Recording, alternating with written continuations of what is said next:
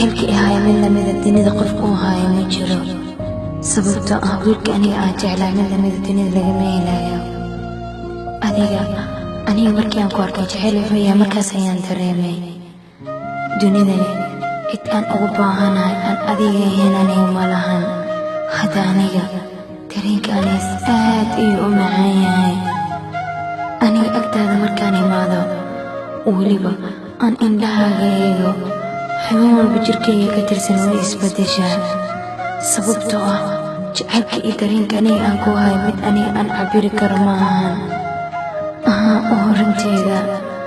aniga adiga ayaan ku jeclahay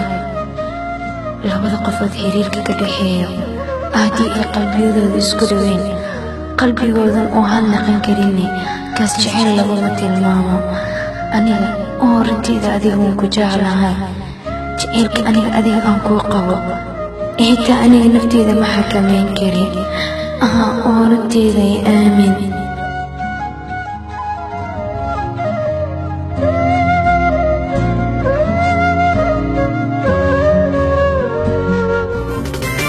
habeenkaad iga dhaxnaana